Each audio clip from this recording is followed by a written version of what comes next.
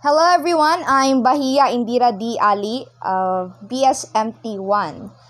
Today I would like to show my presentation about who's a good example of a Filipino for me. So here in the first slide, we have a question here in bold letters that says, for you, who is a good example of a Filipino?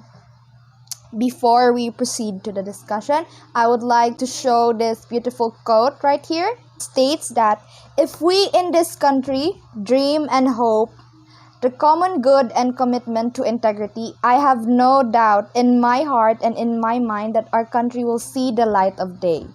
By Gina Lopez in an interview where she was asked about the Philippines' future.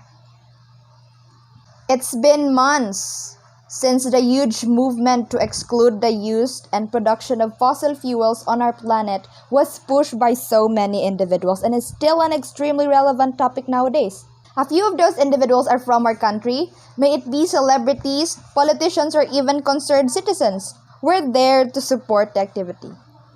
But there's no other Filipino that I know that openly speaks and fights for it, except for the late icon herself, Gina Lopez. Ma'am Regina Pazlao Lopez, or much known to her popular name, Gina Lopez. So at the left side of the slide, we have this beautiful portrait of her. Alongside to it are some statements that's in relation with her career, life, and perspective towards the world. She's that rich girl with a kind heart, was even dubbed as the warrior of Mother Earth and champion of the underprivileged. And right here at the last part, that personally came from her, where she said, our country doesn't need mining. Gina Lopez, who stands strong for the advocacy of children and education, the environment and its protection, as well as health and wellness. She was called a symbol and proponent of environmental conservation in the country ever since she was temporarily appointed as the Secretary of DENR under the Duterte administration and was a mobile philanthropist herself. She was born on December 27, 1953, and she was only 18 years old when she left the country to become a missionary in Portugal and then in Africa. Working as a missionary for 20 years was one of her many difficult but gratifying experiences now. She's vehemently on the positive side, and she wants people to believe that there's no illusion to it and that it should be a good example of a foundation for one's lifestyle. And so when she went back to the Philippines, she carried on with that mindset and that faith with which she wanted to spread the love of God through her work. And one of those works was her breakthrough towards her ultimate goal. Together with her endeavor to continue her father's work and grow the ABS-CBN Foundation, she founded Bantay Bata 163 Hotline to help children in need, then followed suit her commencement for the Bantay Kalikasan to mend the environment. Her strong affirmation and devotedness towards God have what made her work on saving as much of the Philippines as she could. In addition to that, she also rehabilitated esteros under Kapit Bisig para sa Ilog Pasig. She even attempted to safeguard potable water and various bodies of water from mining chemicals during her brief term as the DENR Secretary.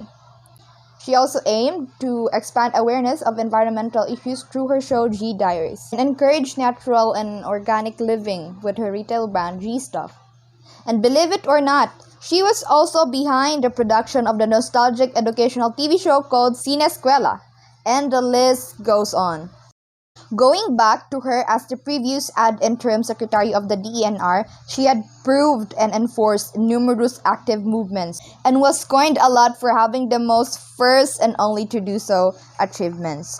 And one of those prominent works of her was being the first ever person in the office to audit all mining sites and firms in the entire country and strip a great number of certificates from the mining industry due to its massive violations against the environment and the law, where it led to a generous support of the public eye, and have also successfully quieted down the aggressive grillings she suffered for being one of the product of nepotism.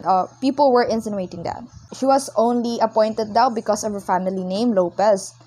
Lopez, a generational wealthy and influential Filipino family of business magnates, media proprietors, and philanthropists.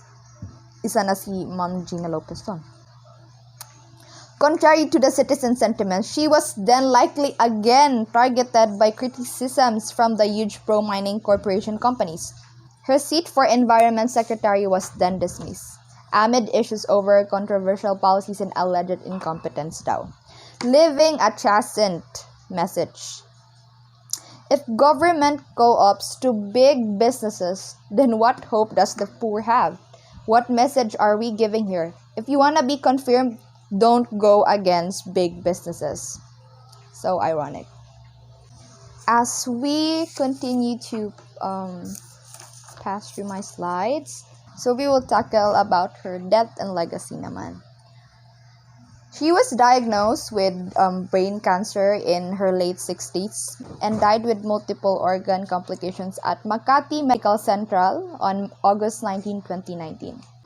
Before we end, here's the reason why she was the best example there to be exemplified of what does a good Filipino possesses to be a good Filipino.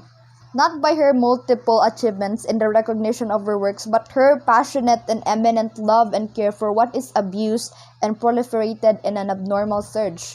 She was an icon and a good role model of what it takes to dart a goal despite the disapprovals and doubts showered upon you.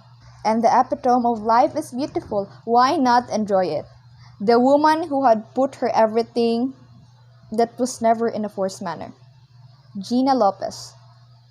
She indeed served what was needed to be served, as what a lot of Gen Z would have commented. She who had led a well-lived life. Gina Lopez, 1953-2019. And that's when her legacy was fully established and her magnificent journey in life ended. Thank you for joining me today. God bless.